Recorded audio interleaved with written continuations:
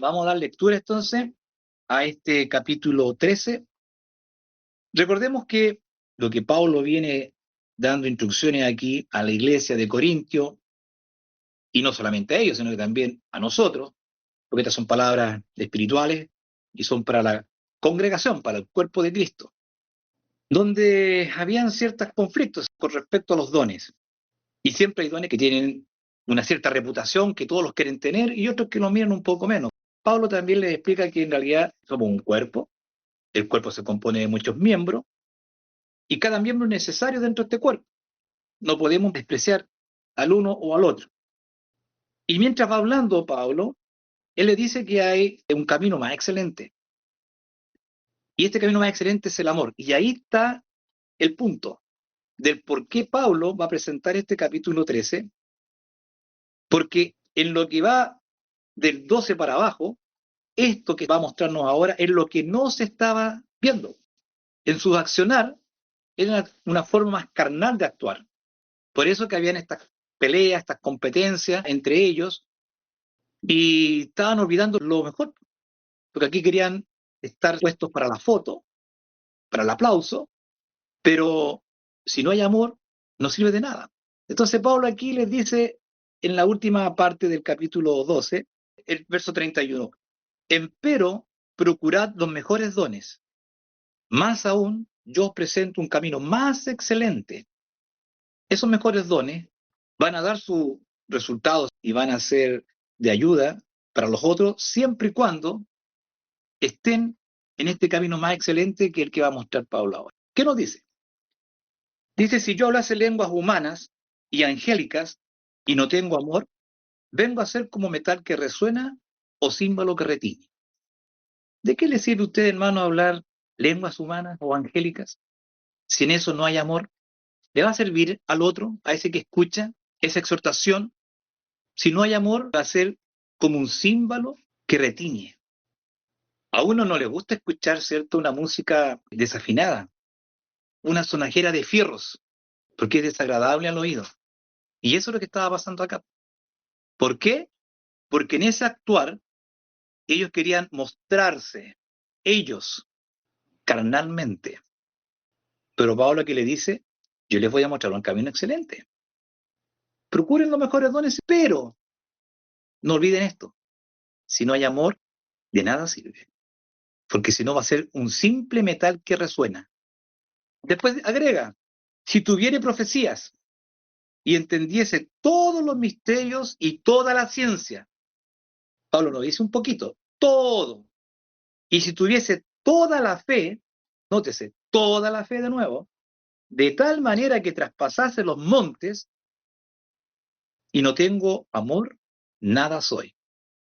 Hermano, ustedes están peleando, dice, están discutiendo. El que es mano dice no soy del cuerpo porque no soy cabeza. El que es cabeza mira en menos al otro. En fin, todo lo que ya hemos leído. Pero miren, ¿de qué sirven las profecías?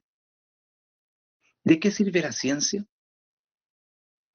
¿De qué sirve todo ese bla, bla, bla si en eso no hay amor? ¿De qué sirve esa fe que trasladase montes? Entonces Pablo aquí está diciéndole a todos ellos y a nosotros, lo que usted haga, tiene que hacerlo movido por el amor. Y no ser como esos que dijeron hemos hecho milagros, ¿se recuerdan? Se echaron demonios. ¿Y qué le dice el Señor? Apartados de mí, hacedores de maldad. ¿Por qué? Porque querían el pago. Hice mi pega, deme el pago. ¿Y qué dice la Escritura? ¿Dónde está la bienaventuranza? En aquel que cree, porque no es por obra.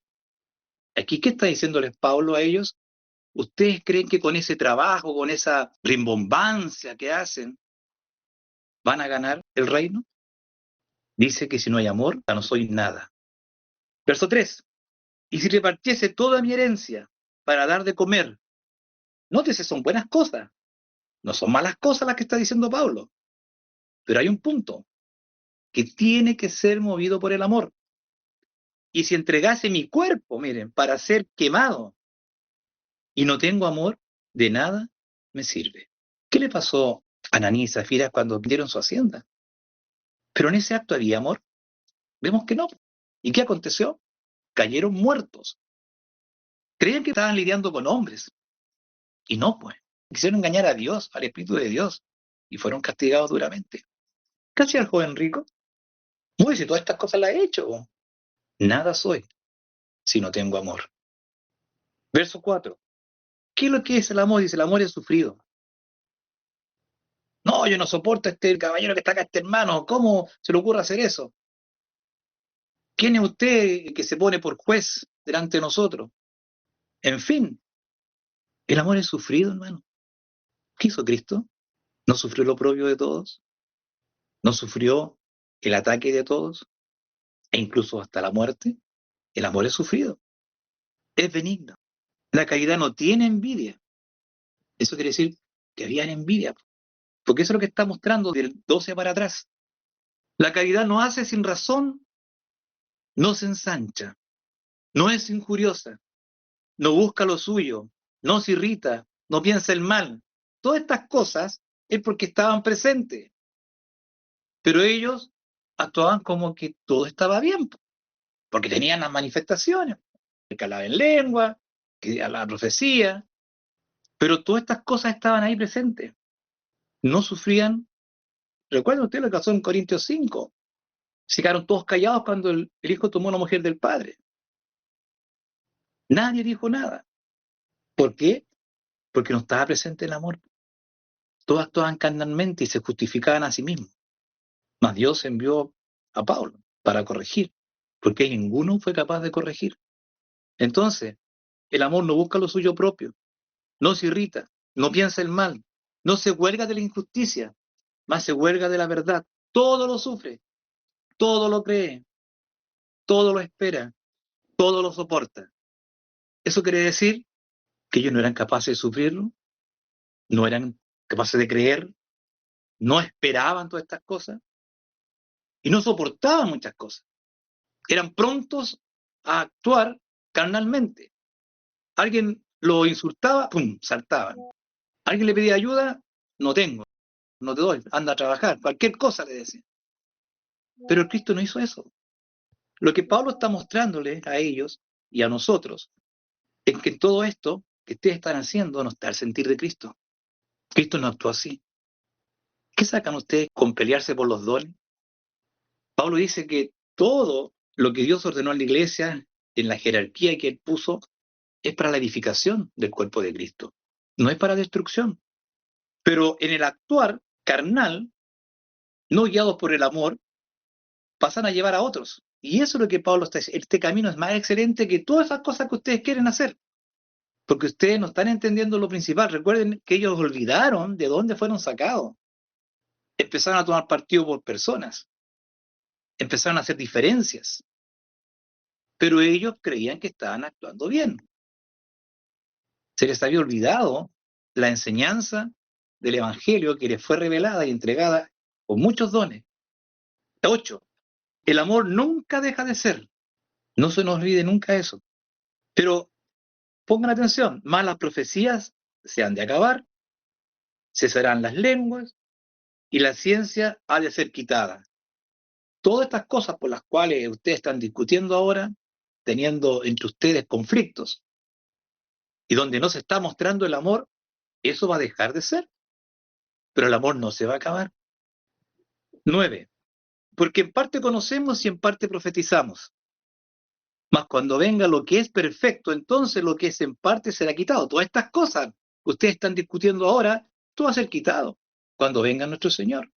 Pero va a quedar el amor, porque el amor no deja de ser. Porque Dios se manifestó, ¿cierto? Y mostró su amor enviando a su Hijo Jesucristo en rescate de todos nosotros.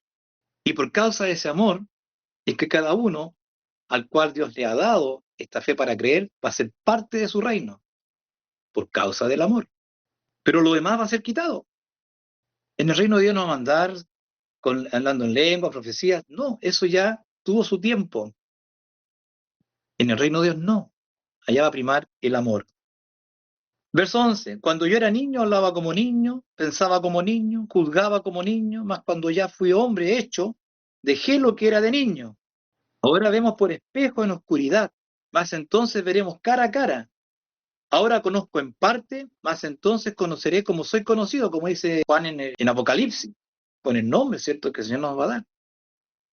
Hoy día estamos viendo una forma humana que no va a ser la que va a estar en el reino de Dios, porque esto carnal tiene que ir a tierra y lo que va a ser levantado es un cuerpo espiritual, no carnal. Ahora dice, vemos por espejo en la oscuridad, mas entonces veremos cara a cara. Ahora conocemos en parte, mas entonces conoceremos como soy conocido. Y ahora permanece la fe, la esperanza y la caridad.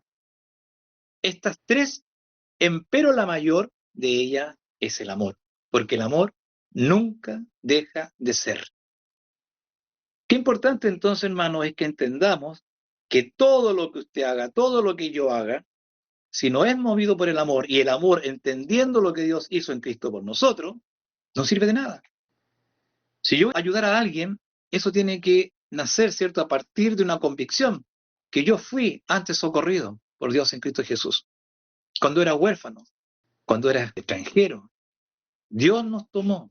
Por eso es que la preocupación siempre, ustedes ven, del antiguo pacto, era la preocupación de la viuda, el huérfano y el desamparado, porque nosotros fuimos todo eso. Mas Dios en Cristo Jesús nos tomó y nos hizo parte de un pueblo, el pueblo de Dios. Nos hizo parte de una patria celestial. Nos hizo parte de esta verdad que Dios reveló. Entonces, estaban en peligro estos hermanos al no entender estas cosas. Y esto vemos que ocurre en muchas iglesias también, cuando empiezan estos conflictos por el poder. Yo quiero estar en ese puesto o en este otro puesto y empiezan esas disputas carnales que si no hay amor, de nada sirve, como dice Pablo. Entonces, este camino excelente que Pablo le está mostrando a ellos es porque ellos lo habían perdido. Estaban caminando por otro lado, estaban caminando en apariencia, pero la apariencia nos va a llevar a la muerte. Eso es lo que quiere nuestro adversario el diablo. Pero recuerden, Dios pesa los corazones. A Él no le engañamos. Qué importante es conocer este camino excelente, que es el Evangelio. Entender que lo que Dios hizo en Cristo es lo que nosotros debemos hacer también, andar como Él anduvo. Es decir, amando, perdonando, no buscando nuestro propio bien, sino que siempre es del otro, preocupado por el prójimo. Porque Dios entregó a su Hijo por toda la humanidad, no hizo acepción de personas. Pero la bienaventuranza está en aquel que cree. Y ese que cree no es por méritos propios, sino porque Dios lo revela. Bien, hermano, eso es lo que tenemos en el capítulo 13. Ahora vamos a empezar a comentar. Quiero dejar a Federico primeramente. Gracias, hermanos. Estamos viendo uno de los textos bien esenciales para un cristiano. Sí, el amor es una de esas virtudes, de ese don dado por Dios. E inclusive te pone sobre la fe. Lo más importante es el amor. Como está diciendo aquí, aunque la persona se sacrifique, porque hay personas que lo hacen, o entregue sus bienes, no son cosas malas, son cosas buenas, pero a lo que estamos hablando es qué hay en el corazón de la persona. Los profesionales le llaman la motivación. ¿Qué hay ahí detrás de todas esas obras que están haciendo? Yo les he contado aquí en este país con los americanos ese movimiento que hay de los millonarios más grandes del mundo, del dueño de la Microsoft. Hay un grupo de millonarios y que ellos van a regalar todo su dinero a los pobres, pues, a las organizaciones. Ninguno de ellos es cristiano, son hombres paganos. El dueño de la Microsoft va allá a África y dona billones de dólares a cuestiones de vacunaciones y cuestiones médicas. Pero ellos no son creyentes. Pecador como estos creen de que pueden encontrar gracia en Dios con estas cosas. Pero la realidad es que la gracia con Dios solo se logra mediante la sangre de Cristo, que fue derramada y ese no tiene precio. No importa, dice, qué es lo que haga, qué sacrificios se den. En lo interior no hay otras motivaciones, hay otras cosas ahí de carácter egoístas. Por lo tanto, es vano. Y ya sabemos que muchas de las iglesias de lo que fomentan sí es eso. Son evangelios basados en obras Y por eso ellos son bien soberbios y jactanciosos. Y a pesar que ellos hablen que Dios aquí, que Dios allá, que la Biblia allá, que la Biblia acá, pero todas esas obras que de que ellos se jactan, que yo voy a la iglesia, que yo estoy ahí, me hinco y paso todo el día hincado y orando, y todas esas cuestiones son puras obras, y existe ese orgullo en esos individuos, en esas personas, por hacer esos actos, creyendo de que con hacer eso van a crear una relación con Dios. Y no entienden que la fe que es necesaria como entrada no se puede comprar con obras que hagamos nosotros. Solo es la base de la misericordia de Dios que es dada en Cristo Jesús. El único camino, no hay otro camino. Ahora, con estas personas que nos llamamos cristianos, que nos llamamos hijos de Dios, se nos llama a reflexionar, se nos llama la atención cuando nosotros comenzamos a llamar de esa manera, porque el Señor realmente escrutina los corazones. Él realmente sí nos examina porque estamos haciendo las cosas. A Él no se puede engañar. Con Él no se puede esconder nuestros sentimientos. Y no es que vamos a ser limpios. No es que vamos a ser perfectos. No es eso. Siempre nuestro estado carnal nos va a llamar a que hagan pensamientos, a situaciones. Pero si el amor existe, vamos a tratar de evitar estas cuestiones que nos llama la atención, como la envidia, como eso de buscar solo lo nuestro, de ese orgullo, de esa vanagloria que nos está hablando aquí. Y eso contrario, pues, a una actitud realmente de un hijo de Dios.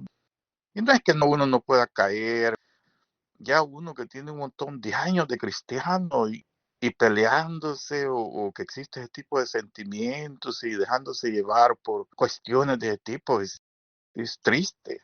Yo he estado en reuniones de iglesia donde la gente te comienza a insultar. ¿Cómo es posible eso?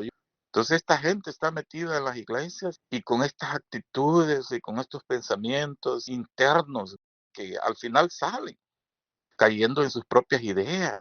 Definitivamente estos textos son textos fundamentales para uno y de llamada a reflexión, porque no existe algo más grandioso en la unidad que el amor, que debe de ir creciendo, especialmente ya para uno debe estar definido en esas cosas, para vivir uno en paz y en armonía interna, ¿verdad? Con los demás semejantes.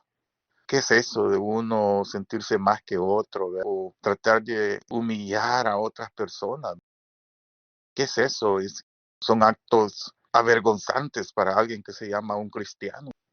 Practicar la injusticia. Hay otro texto que me gusta mucho que habla de la opresión. No oprimas al que ya está oprimido, ¿verdad? Eso es terrible. Presentarse ante el Señor cuando uno no puede amar al prójimo como a sí mismo. Sí, hermano, qué hermosos estos textos. Gracias, hermano. Gracias, Federico. Estaba viendo lo que decía Pablo en Efesios, ¿cierto? Que todo esto es para la edificación de la iglesia. Y Pablo acá dice una sentencia muy tremenda en el capítulo 14, el verso 12, que dice, así también vosotros, pues, que anheláis espirituales dones, siguiendo el mismo tenor de lo que estaba hablando, dice, procurad ser excelentes para la edificación de la iglesia. Si no hay amor, no hay excelencia. Todas estas cosas que está hablando Pablo acá es que los hermanos entiendan que no es una carrera propia, sino que esto viene de Dios. Y cada uno de los que son parte de este cuerpo, en la tarea que le corresponda, tiene que ser excelente para la edificación de la iglesia. Hermano Oscar, ¿tiene algún comentario? Amén. Fíjate que he hallado que la única obediencia que a Dios le agrada de sus hijos cristianos, ¿no es cierto?, es aquella obediencia que es movida porque le amamos. Esa obediencia es la que a Dios le agrada, porque fíjate que estos hombres obedientemente le dijeron al Señor, Señor, en tu nombre hicimos muchos milagros, hasta resucitaron muertos, pero el Señor les dijo, apartados de mí, obradores de iniquidad, y fue por causa de que no había amor en esas obras. Entonces, tal vez no hagamos milagros, pero si lo que hacemos lo hacemos movidos porque le amamos, porque Él nos amó primero, obviamente, porque nadie ama al Señor sino porque Él le amó primero. Entonces, aunque nuestra obediencia no sea tanta, nuestra conducta no sea tan perfecta, si es por amor a Cristo, porque Él nos amó primero, esa le agrada al Señor. Porque dice, por ejemplo, en Gálatas 4, 5 y 6, dice, vacíos sois de Cristo los que por la ley os justificáis, de la gracia habéis caído, porque nosotros por el Espíritu esperamos la esperanza de la justicia por la fe. Porque en Cristo Jesús ni la circuncisión vale algo, ni la incircuncisión, sino la fe que obra por la caridad. Porque fíjate que tener fe te puede llevar hasta mover montes, decirle a un árbol, plántate en el mar, como dice el capítulo 13 que estamos leyendo, pero si no tienes amor, que esas obras no son hechas por amor, no sirven de nada. Sirven cuando son hechas con amor, amor a Dios, que Él te amó a ti primero, ¿no es cierto? Que te lleva a amar al prójimo. Entonces, esa es la obediencia que yo he visto en la Escritura. Por ejemplo, el apóstol Pablo obedecía a Él porque Dios lo había amado mucho. Y por eso que Él amaba tanto a Dios también, primeramente, y también al prójimo. Pero si esta obediencia no es movida por el amor, lo dice el capítulo 13, no sirve de nada. Es en vano hacerlo por otros motivos, por otra causa, no sé, para tener un lugar en la iglesia, para ser vistos de la gente, por ejemplo, que es muy propio nuestro. A nosotros nos gusta demostrar delante de la gente que somos buenas personas, pero hay que tener mucho cuidado en eso, porque eso es vanagloria. Debemos hacerlo siempre en secreto, ¿no es cierto? Ojalá, para que seamos recompensados en público y movidos por el amor, porque si no es por amor, hermanos, a Dios y al prójimo, no sirve de nada. Estaba tratando de buscar argumentos bíblicos. Dice Romanos 5, por ejemplo, habla de, ¿no es cierto?, tenemos paz para con Dios, justificados por la fe, por medio de nuestro Señor Jesucristo, por el cual también tenemos entrada por la fe a esta gracia en la cual estamos firmes y nos gloriamos en la esperanza de la gloria de Dios. Y no solo esto, más aún, nos gloriamos en las tribulaciones, sabiendo que la tribulación produce paciencia, y la paciencia prueba, y la prueba esperanza. Y la esperanza no avergüenza, porque el amor de Dios está derramado en nuestros corazones por el Espíritu Santo que nos es dado. Porque Cristo, cuando aún éramos flacos, a su tiempo murió por los impíos. Ciertamente apenas muere alguno por un justo, con todo podrá ser que alguno osara morir por el bueno. Pero Dios encarece su caridad para con nosotros, porque siendo aún pecadores, o sea, enemigos de Él, Cristo murió por nosotros, dio su vida por nosotros, por lo que no es nada. Esa convicción, ¿no es cierto?, nos lleva a amar a Dios porque nos amó. Yo, hermano, insisto, hemos tenido la suerte, hermano, de que Dios haya derramado su Espíritu Santo, su amor en nuestro corazón por el Espíritu Santo. Eso es lo que a nosotros nos mueve a amar al prójimo. El que Dios nos dio a nosotros, hermanos, más que a nadie en este mundo. Dios nos dio vida eterna, paz, solamente por gracia, por su mucho amor con que nos amó. Si tú miras desde esa perspectiva lo que Dios te ha dado a ti, tú sientes lástima, sientes amor por el prójimo, porque aunque tengas muchas más cosas materiales en esta vida, hermano, si Dios no les ha revelado el Evangelio, hermano, son desventurados, desdichadas personas, que no les espera otra cosa, hermano, que el infierno. En cambio, uno, aunque tenga mucho menos cosas materiales, mucho menos que mostrar, tiene una herencia, hermano, de vida eterna con Dios y su Hijo para siempre, que es mucho más que nadie en este mundo. Y eso es lo que a uno lo lleva a obrar con los demás como el Señor nos amó a nosotros. Nosotros le amamos a Él porque Él nos amó primero. Y esa es la obediencia que al Padre le agrada, esta obediencia que es movida por el amor, como dice el capítulo 13. De esta forma lo entiendo, tal vez no lo pueda explicar muy claramente, pero eso es más o menos lo que yo entiendo. Gracias. Gracias, Oscar. Me acordaba de un evento donde una mujer viuda, anciana, en el momento de ofrenda, el Señor le dice que ella fue la que dio más que todos. ¿Se acuerdan ese relato? Dio 2 moneditas y otros dieron mucha más dinero. Pero ¿por qué en Cristo reconoce a esta mujer? Porque ella dio todo. No pensó en sí Amén. misma. No pensó, con esto no tengo para comer pan mañana. No, dio y confió.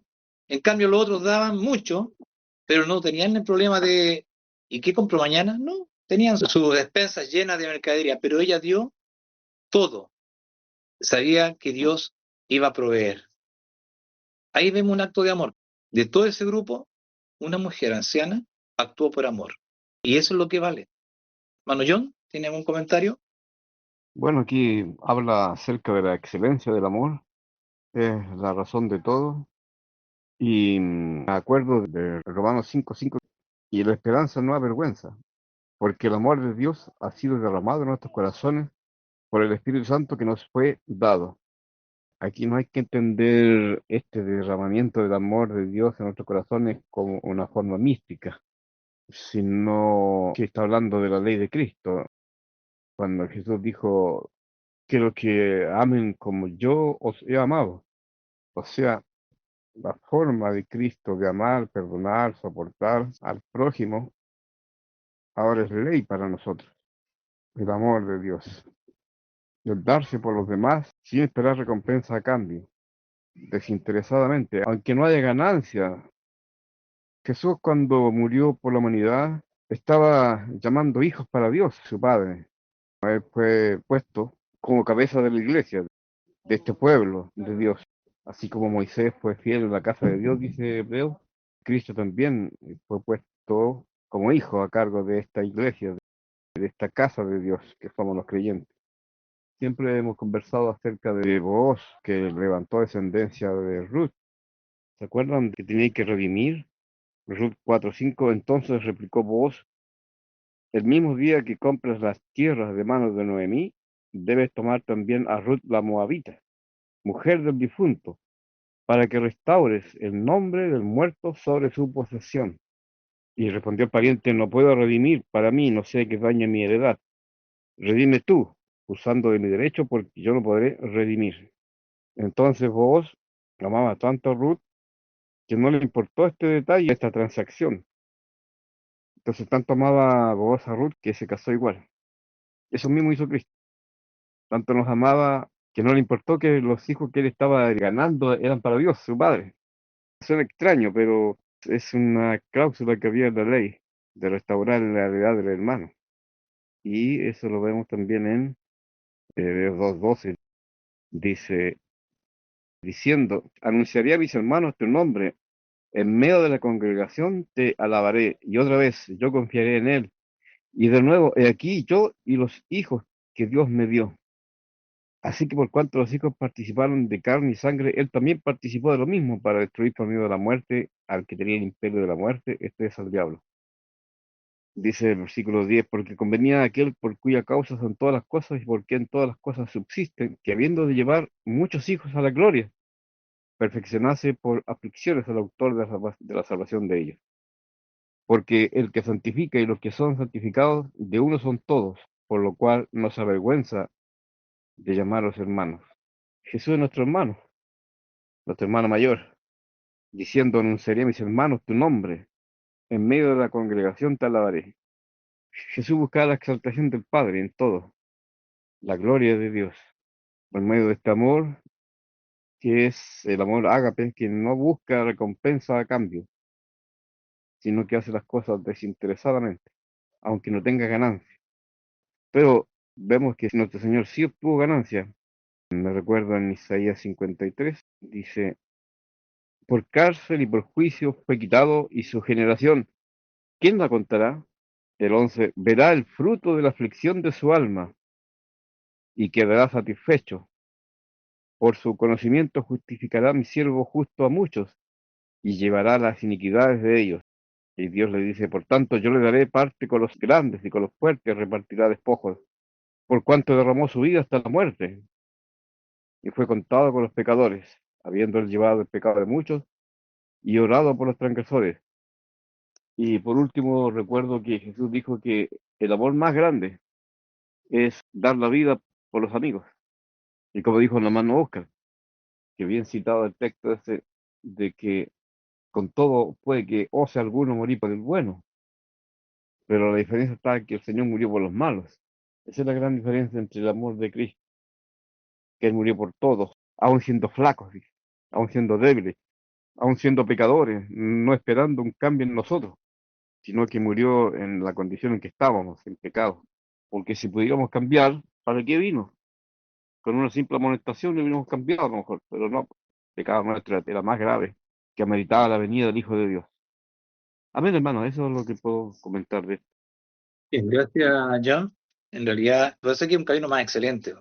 Y me recordaba lo que decía primera de Juan capítulo 3 cuando dice, mirad cuál amor nos ha dado el Padre, que seamos llamados hijos de Dios. Por eso es que el amor no deja de ser.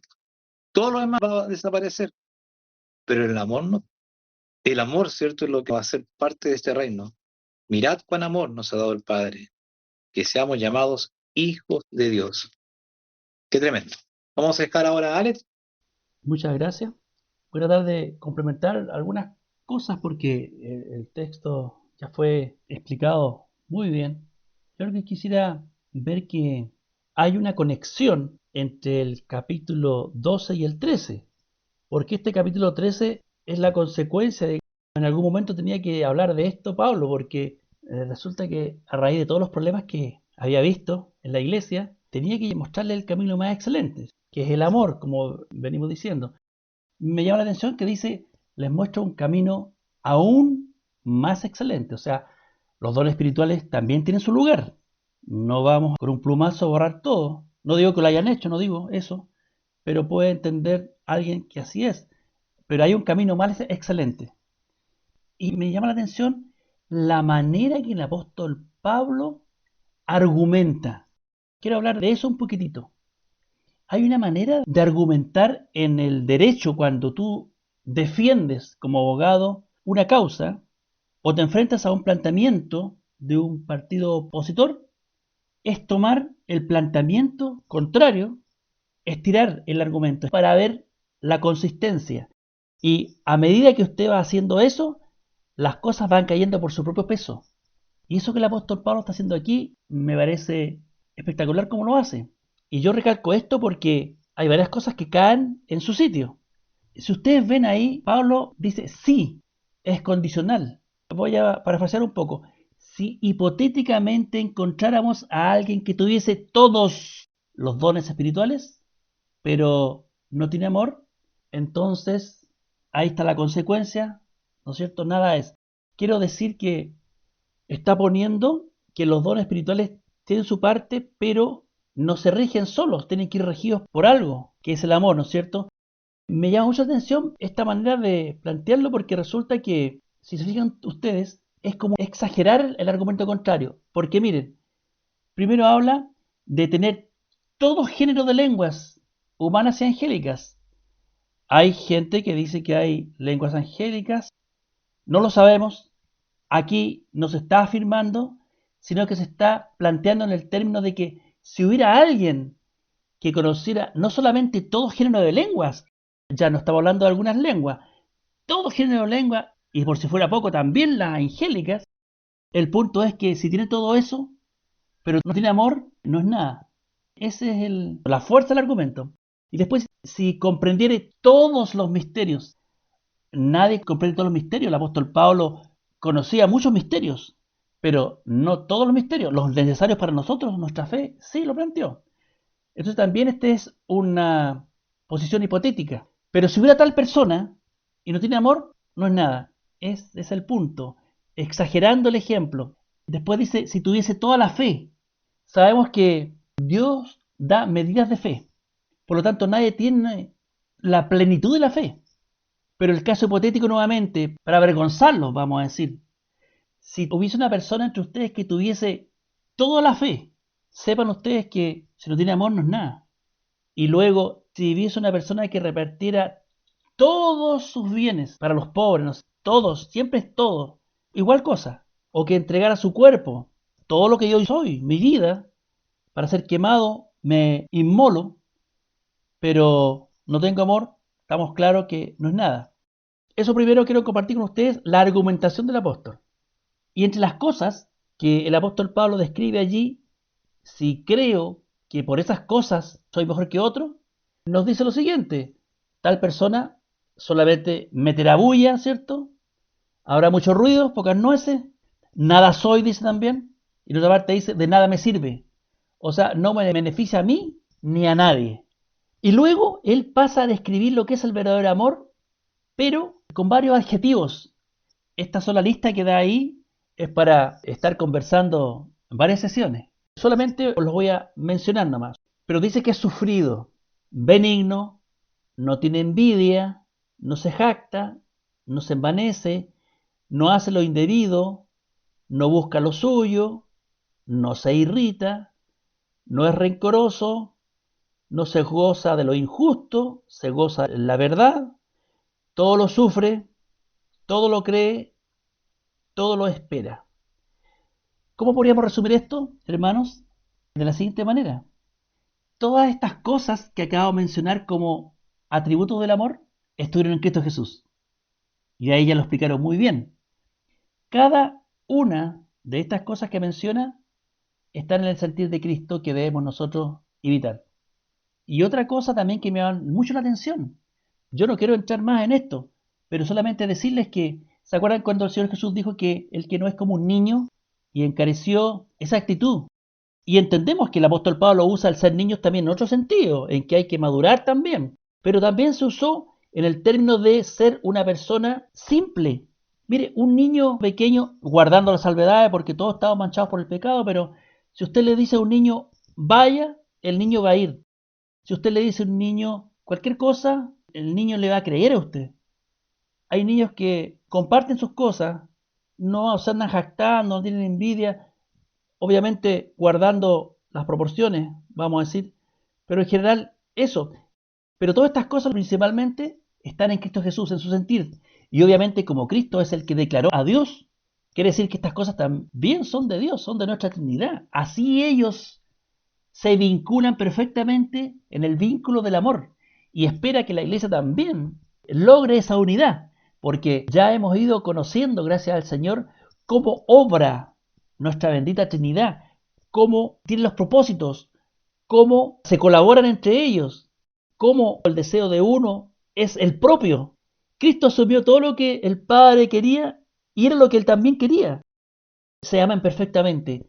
En eso estaban antes de que nosotros fuésemos creados y en eso seguirán. Dice un texto que Dios es amor. Y eso es tremendo porque la naturaleza de nuestro Dios es el amor, es algo que no puede evitar. Así de grande nuestro Dios, hermano. Yo no sé cómo explicar esto, pero esto es tremendo. El apóstol Juan fue uno de los que más habló del amor. Este capítulo, el apóstol Pablo se explaya sobre eso. Entendemos que también lo usó en sus argumentaciones, pero este capítulo, él se dedica a hacer esta exposición del amor muy inspirada y obviamente Dios dándole a conocer cómo es nuestro Dios y a lo que nosotros debemos aspirar y contraponiéndonos entonces frente a todas estas virtudes que componen el amor de Dios en Cristo Jesús, va cayendo por su propio peso que todas estas cosas no estaban presentes en esta iglesia. Lo que ellos creían que era el amor era una ilusión solamente. Así que eso me parece interesante, la fuerza del argumento y cómo los lleva a que se vayan dando cuenta de que si creían ser algo, realmente no eran nada. Y luego hay una comparación entre el amor, que está planteando del amor de Dios en Cristo Jesús, y los dones espirituales. No los echa a paliar, pero sí los pone en su lugar que le corresponden. Es el versículo 8 en adelante. Y esto es fundamental.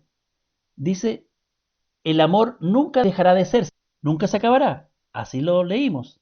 Pero los dones espirituales son en parte, son de las cosas que son dadas para este mundo y son en parte. Nunca van a ser una plenitud. Por lo tanto, mal podríamos nosotros pretender que en ello consiste la vida cristiana. Eso es parte de la vida cristiana, pero tiene que ser regido por el amor. entonces los dones espirituales se van a acabar algún día. ¿Por qué? Porque los dones espirituales son como una muleta para ayudarnos a vivir en este mundo donde tenemos que dar testimonio, donde hay que soportar las pruebas, donde están los embates de Satanás, donde hay que amar al prójimo, etcétera, etcétera. Mientras estemos en este cuerpo frágil y débil por la carne, el Espíritu Santo obra en nosotros estos dones para edificarnos mutuamente. Me gusta mucho la figura que aparece en Apocalipsis cuando menciona que la iglesia, luego que Jesucristo fue arrebatado para Dios y su trono y el dragón no pudo devorarlo, luego el dragón se dirige contra la iglesia, contra la mujer. Pero dice que le fueron dadas alas a la iglesia y fue llevada a un lugar desierto donde es sustentada y aparece un tiempo ahí que es tiempo profético. Así está la iglesia ahora. Está en el desierto, es una iglesia sufriente y por lo tanto estos dones son el arras, el pronto pago, todavía no es la plenitud. Eso lo está poniendo Pablo en contexto a estos hermanos que sepan que pueden estar muy maravillados de los dones que ellos tienen, pero no son la plenitud y por lo tanto tienen que estar regidos por el amor, porque precisamente para eso no han sido dados, para amarnos sinceramente y edificarnos. Entonces, estos dones espirituales son en parte contrastados con el amor que nunca deja de ser. Y luego viene el tema, en contraste, ¿cierto?, con lo pasajero de los dones espirituales aquí en el mundo, habla de cuando venga lo perfecto. Y aquí muchos se equivocan porque igualan esta perfección que menciona aquí, cuando venga lo perfecto, a la madurez. No, aquí está hablando de 2 siglos. Ahora, cuando venga lo perfecto, cuando venga la resurrección y la vida eterna de manos de Cristo. En ese momento, entonces, estas cosas van a dejar de ser, estas muletas, digamos, tan útiles, ¿cierto? Pero el amor nunca va a dejar de ser. Eso es el contexto que está diciendo. Ustedes se están mordiendo unos a otros por algo que ha sido dado para ayudar a la iglesia. Mejor juéguensela por el amor. Así que, hermanos, si esto es así, y yo creo que es así, entonces los dones de esa supuesta persona, si es que hubiera tal, que conociera todas las cosas, tuviera toda la fe, igual se le va a acabar un día, cuando venga lo perfecto y llegue la plenitud. Así que, hermanos, quiero comunicar a ustedes la fuerza de este argumento. Y ya con esto termino. En este mundo está claro que nunca vamos a tener la realidad de las cosas.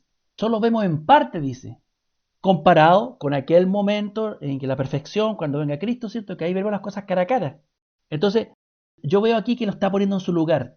Este don es útil, los dones espirituales, pero son de las cosas que son en parte. Nunca tendremos la plenitud de estas cosas a menos que llegue el día de la resurrección. Cuando venga lo perfecto, ahí veremos todo. Veremos cara a cara, dice. Ni siquiera vamos a profetizar. Ya nos estaremos viendo por espejo. Tendremos la plenitud de la realidad. ¿Cómo podríamos envanecernos, jactarnos y mirar en menos a los demás por causa de dones que en el mejor de los casos son en parte, no la plenitud misma? El amor nunca deja de ser.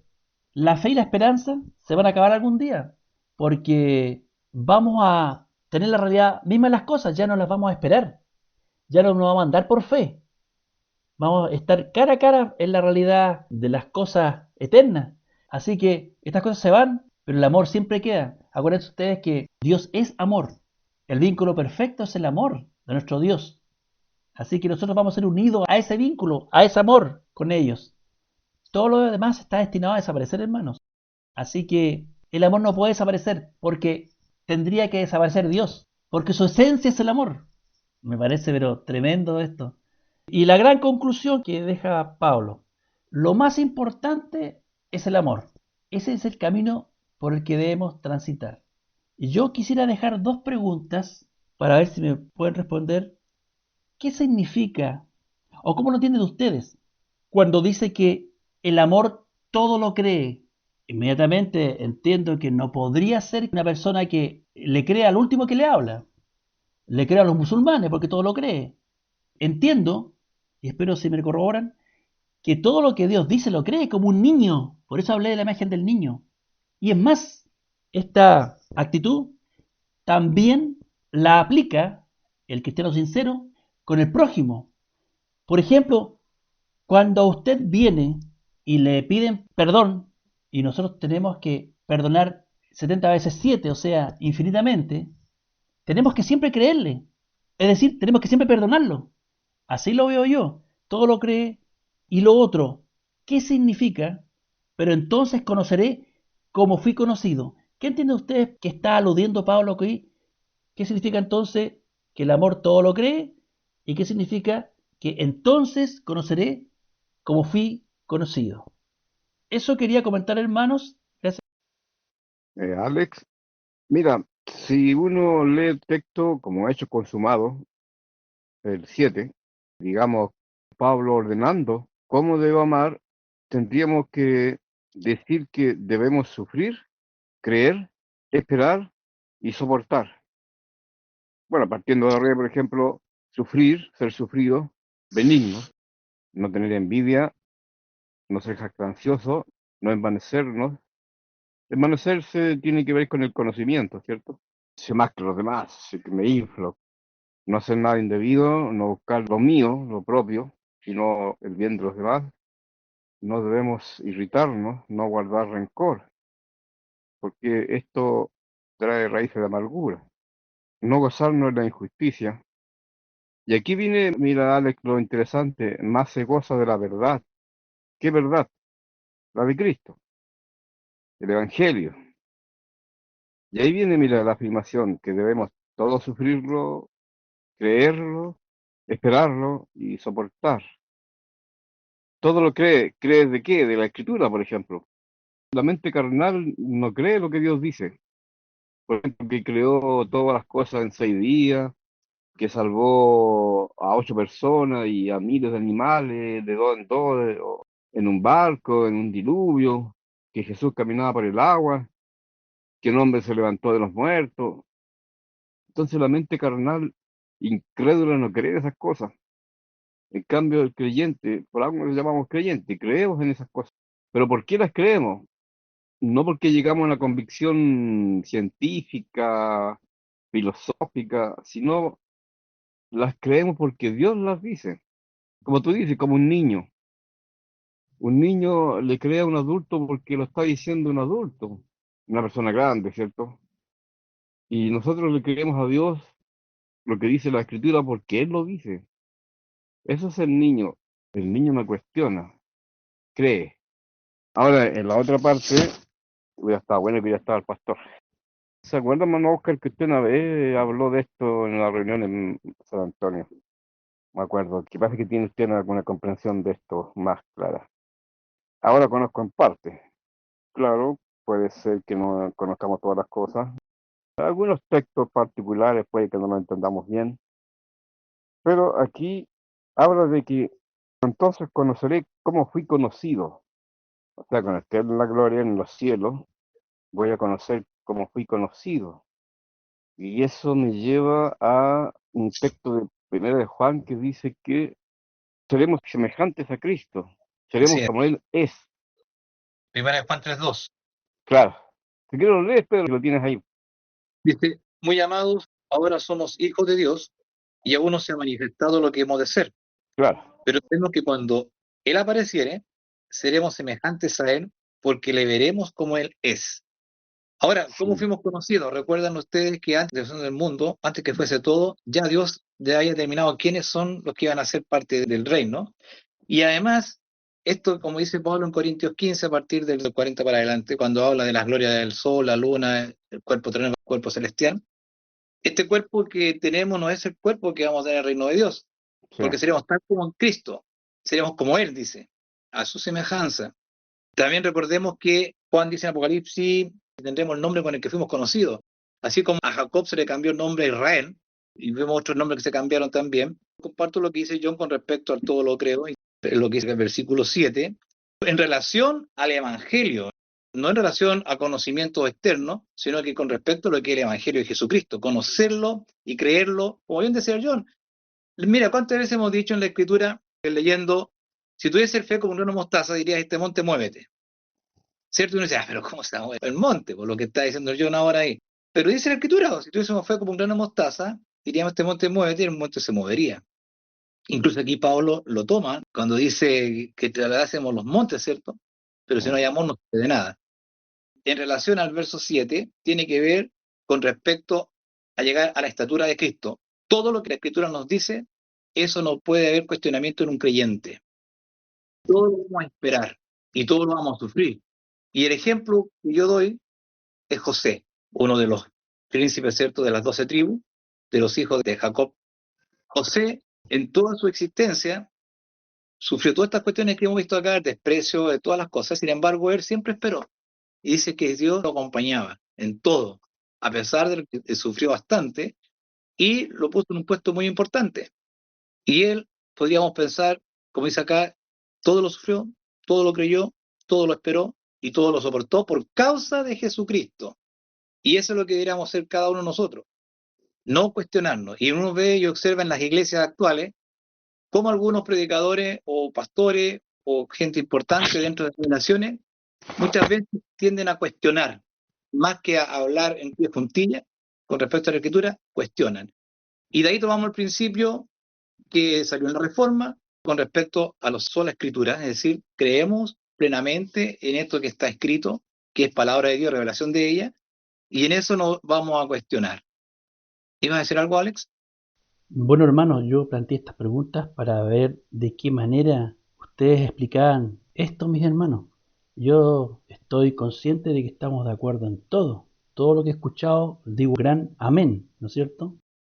En relación a la segunda pregunta, es muy útil que consideremos también en la respuesta el texto que aparece en Romanos, que dice, en amor habiéndonos predestinado. ¿Qué significa esto? Quiere decir que antes de que fuera creada ni la más mínima partícula del mundo visible, y quiere decir también de nosotros, Dios ya estaba amando a sus escogidos en Cristo Jesús. En Cristo Él nos pensaba. Mire, hermano, ¿cuánto tiempo lleva nuestro Dios pensando y preocupándose de nosotros? ¿Alguien podría dudar de la fidelidad del Señor? Solo considere el tiempo que nos lleva amando en Cristo Jesús, una eternidad. Por eso dice el texto, con amor eterno te he amado. Pero claro está, esta vocación eterna se materializó en el tiempo al momento en que fuimos llamados por la predicación de la palabra, dándonos ahí su espíritu para creer y confesar a Jesús de Nazaret como el Hijo de Dios venido al mundo. Así que, hermanos, estas dos preguntas me quedan bastante claras. Gracias, hermano, por compartir sus opiniones conmigo. Sí, mira, Alex, cortito, un versículo parecido al que citó Pedro, Romanos 8:29, y se parece Sí, mucho a lo que dice Juan, porque a los que antes conoció, también los amén, predestinó para que amén, fuesen conforme a la imagen de su amén. Hijo, para que él sea el primogénito entre muchos hermanos. Sí, Amén. hermano, amén, amén. Mira, hermano, disculpa, yo quería justamente argumentar lo que dice Romano, porque también en Primera de Juan 3 dice, mirad, ¿cuál amor nos ha dado el Padre? ¿Cuál amor?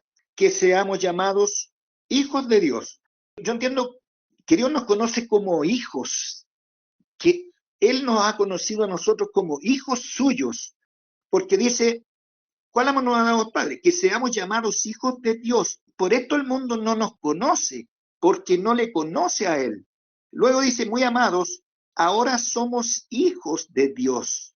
Y aún no se ha manifestado lo que hemos de ser, pero sabemos que cuando Él apareciere, seremos semejantes a Él, porque le veremos como Él es. Es decir, Él nos hizo aptos, ¿no es cierto?, para participar de la suerte de los santos en luz, santos y sin mancha, o sea, hijos de Dios.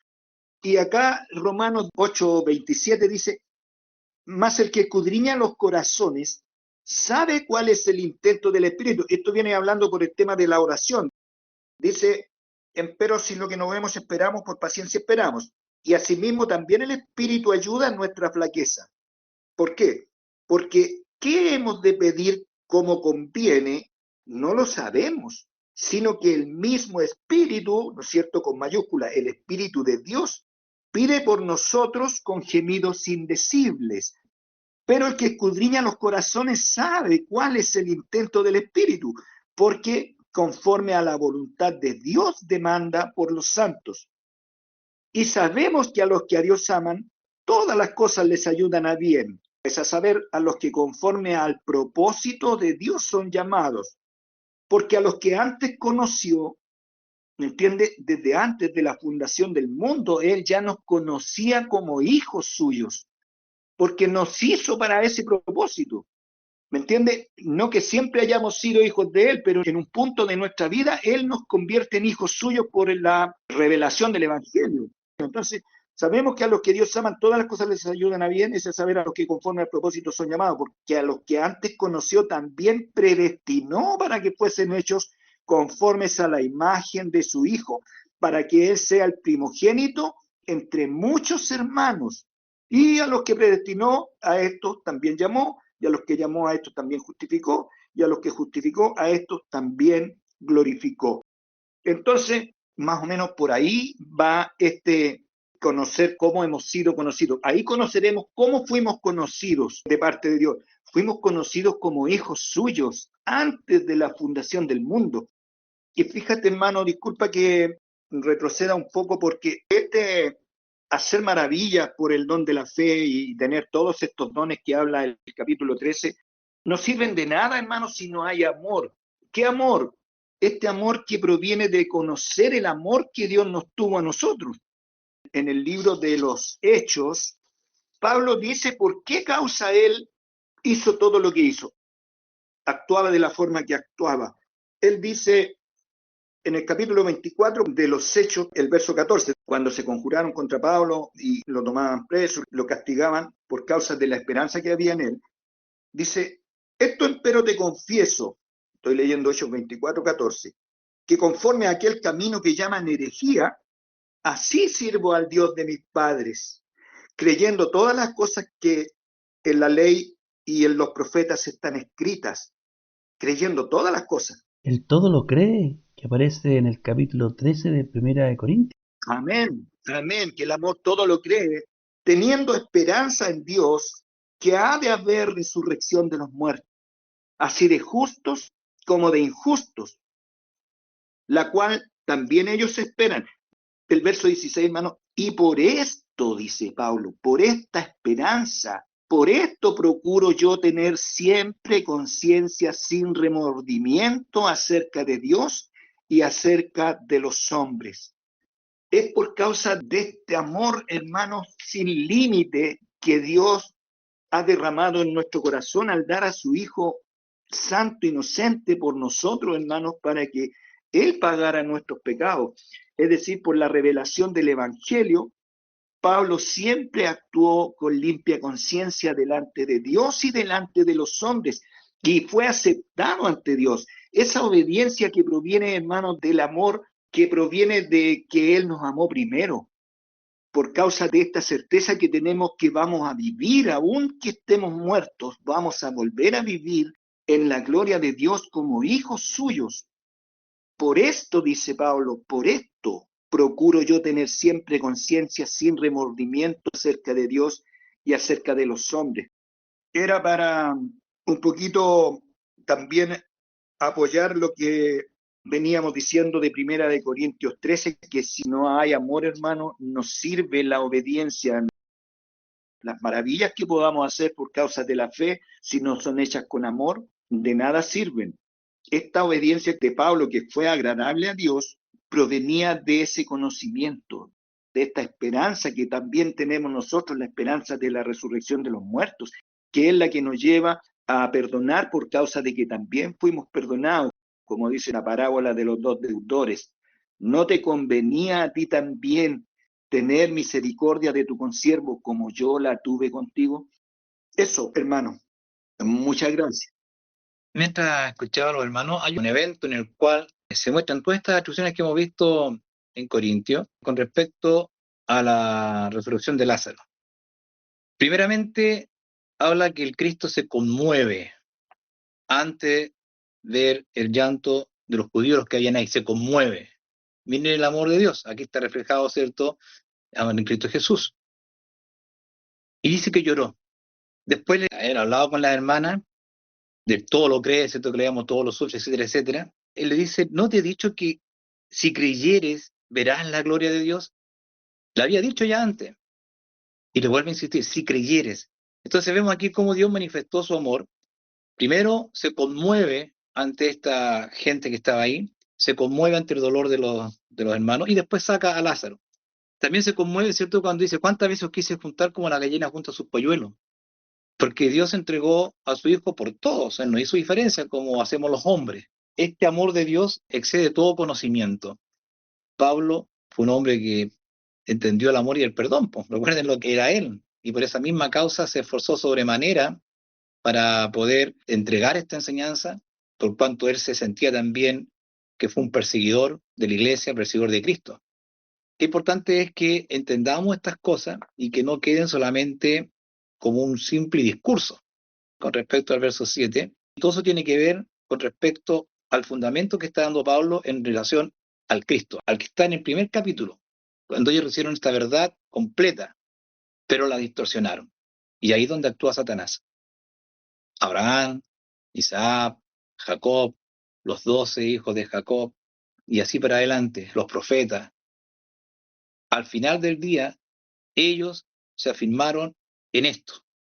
Todo lo creyeron, todo lo sufrieron, todo lo soportaron y esperaron la venida del Cristo. Y como dice Hebreo, no fueron delanteros nosotros, están ahí esperando esta manifestación. Por eso es que se sintieron no parte de este mundo, por eso es que anhelaban este reino de Dios que también anhelamos nosotros. No sé, Federico, si tienes algo que agregar. Qué interesante, muy edificante. Sí, nos fuimos yendo más que es lo correcto en toda conversación y en todo tipo de análisis bíblico, que es darle la gloria a Dios. Pienso que al final pues nos fuimos yendo en ese sentido y es lo correcto, lo indicado, porque por sobre todas las cosas, el amor a Dios con tu mente, con tu cuerpo, con tu espíritu y con todo tu ser, ¿verdad? A Él únicamente. El amor es una de las cuestiones más fundamentales, esenciales, y toda su gloria tiene que ser a Él. Qué bueno que nos fuimos yendo en ese sentido. Es imposible hablar de la Biblia y no caer en la conclusión de que es infinitamente grandioso, es misericordioso y amoroso. Y no solo las cuestiones que hay en nosotros, porque para mí el ser humano no es nada. Todo esto realmente es para la gloria de Dios. Y eso en la conclusión que uno debe de realmente para mí quedar siempre, pues porque su amor es tan infinito y tan grandioso. Y a pesar de todo lo que nosotros pensemos o digamos, solo pensar el amor que Él tiene para nosotros, ¿verdad? Que más o menos por allá andábamos nosotros.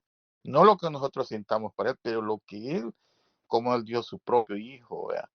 No cabe en la cabeza, ¿verdad? De cómo Él ve a sus hijos. Dice que los ve como las niñas a los ojos. No escatimó para dar a su propio Hijo que derramara su sangre, que muriera por alguien como yo, ¿verdad? Es algo increíble. Gloria a Dios siempre, así sea, amén. Gracias, hermano. Bueno, sí, hermano Oscar. Disculpe. Sí, en San Juan capítulo 17 encuentro que tiene mucha concordancia con lo que estamos hablando, de cómo fuimos conocidos. Ahí te los dejo para que lo revisen. Eso nomás. Muchas gracias.